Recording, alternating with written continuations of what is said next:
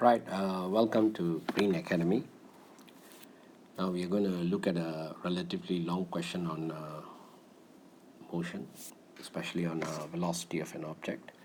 Now you have to be aware when you're dealing with this chapter, velocity and acceleration are vector quantities, so you have to be particularly careful about the directions involved. Now we see here, it says there's a man on a helicopter. He drops a bag as shown in the diagram from the helicopter, and the helicopter is ascending, going upwards at a steady speed of 5 meters per second. So they say that neglect air resistance for parts 1 and 2 of the question, so you don't need to worry about air resistance. They ask you what is the velocity of the bag after 3 seconds from the time that it's dropped. So you have to be a bit careful here, because since there was this initial speed of 5 meters per second, the bag, having been part of the helicopter, while you drop it down, at the start, it also has a speed of 5 meters per second upwards. And again, like what I said, since you're dealing with vector quantities, you have to take a direction. So let's just take upwards as positive. We just set it. It's up to you, but I'm setting it as upwards as positive. So to find the velocity, you know that acceleration due to gravity, we just use 10 meters per second squared. So we use this formula, V equals to U plus AT. So you have initial speed 5. Now here the acceleration is acting down, and the value is minus 10 meters per second squared. So you put minus 10 and time 3, find that the velocity is minus 25 meters per second. So you have minus 25 meters per second. The next question, part 2, they ask what is the distance between the helicopter and the bag after 3 seconds. So don't forget that the helicopter continues to ascend upwards. So let's just talk about the helicopter. So it moves at constant speed of 5 meters. So in 3 seconds, the helicopter would have moved up by 15 meters. This is for the helicopter. And for the bag, it's moving down. So in this case, we can use this equation. S equals to U plus V over 2 T. Now it's okay, because you can even use any of those other equations. It involves displacement, but since we are taking upwards as positive, your displacement downwards will be negative. So the initial speed is plus 5. What you worked out above is minus 25 after 3 seconds. Divide by 2 times 3, and you have got something like minus 20 divided by 2, which is minus 10 times 30. You have minus 30 meters.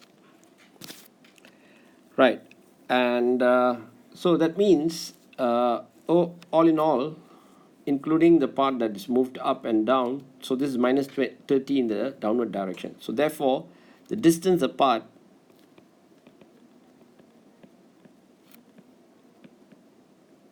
is 15 because it was upwards, and 30 because it went down, altogether 45 meters. So we have 45 meters. Right. Now, the next part of the question is a bit challenging. It talks about the man decides to jump off the helicopter with his parachute bag. The air resistance is taken into consideration here. So please note, the air resistance is now taken into consideration. Now, what is his initial vertical acceleration? Y. Now, you all know that we all know that when somebody falls through air, there's going to be air resistance. But right at the point when someone jumps, the velocity is you jump off, you're falling it with almost the velocity at that instant is 0. So based on that, you can say that the initial velocity or the initial acceleration is still 10 meters per second squared downwards, because at this instant air resistance is almost 0. So it doesn't have an effect yet. But now they ask you to explain how the vertical speed of the man changes, 1, before he opens the parachute, and 2, after he opens the parachute. Now, don't forget, the man himself had a slight speed of 5 meters per second. So his journey is, he's probably end up going to go slightly, the way it will be is he's going to move up a little bit, and then after that he's going to fall, and then slowly, and then there's the part where he opens the parachute.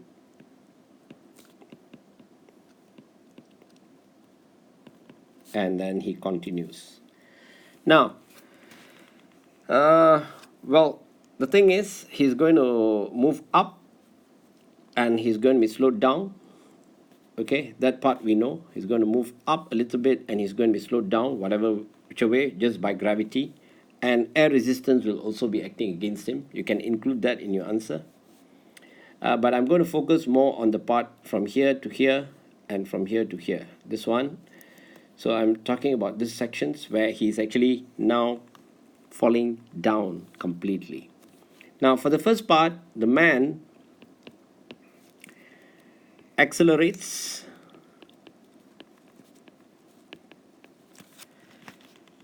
due to gravity. His velocity increases. Due to that, air resistance against him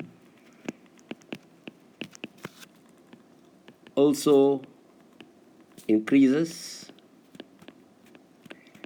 and this air resistance acts against his weight, which is that's causing the acceleration. While his velocity increases, the rate velocity increases at a slower rate until a point when air resistance is equal to weight,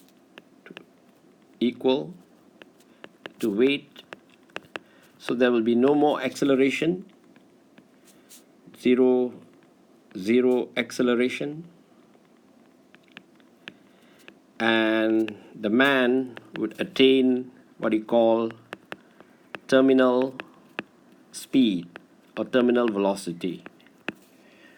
This is for the case where he is up to here, where he just falls after the initial part. Alright, now this is before he opens the parachute. Now what happens after he opens the parachute? So this is part 1 of B, and let's say, based on the space, let me just write it down here. Now when he opens the parachute, the man is this section here. When the parachute is open, the air resistance will be greater than weight, and so they will be slowed down very quickly, and then attain a smaller terminal speed, right? So yes, so this is a long question, So we have to, it takes a bit longer to explain, but this is what it is, and hope you can follow through the explanations here. Thank you.